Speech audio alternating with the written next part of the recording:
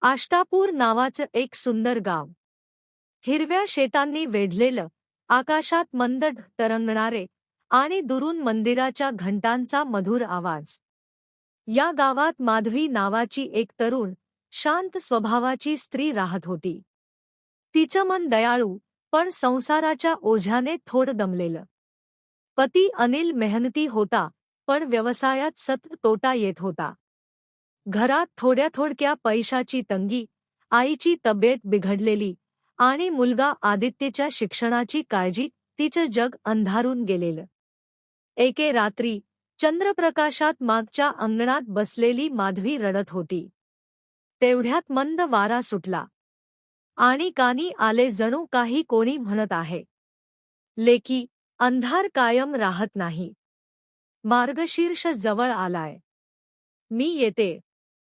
ती दचकून उठली, पण कोणीच नव्हतं. तरीही त्या शब्दात एक विलक्षण शांतता, आश्वासन होतं. मार्गशीर्षाचा शेवटचा गुरुवार. माधवीने आज पूर्ण घर उजळून काढलं. तुपाचे दिवे, पिवळ्या फुलांची माळ आणि सुगंधी धूप. पूजा चालू असताना दारावर सौम्य थाप. दारात एक वृद्ध स्त्री उभी.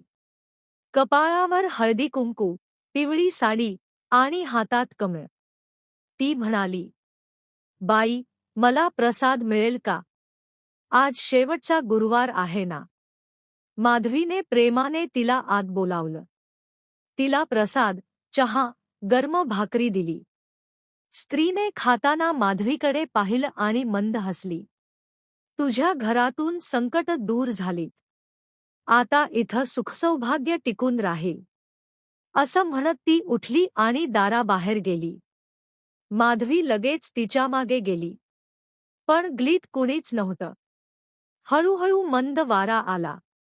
आकाशातून पडणाऱ्या पिवळ्या पानांसारखी एक सोनेरी झुळूक घरात शिरली. माधवीच्या मनात नक्कीच विश्वास बसला. ही देवीच होती, माझ्या घरात प्रसाद घ्यायला आलेली. त्या रात्री माधवी एकटी देवघरासमोर बसली. दीपाच्या प्रकाशात तिच्या चेहऱ्यावर शांत, प्रसन्न तेज झळकत होतं. तिला जाणवलं, देवी भक्तांच्या घरी येते. शांततेत, साधेपणात, प्रेमात तिचा खरा वास आहे.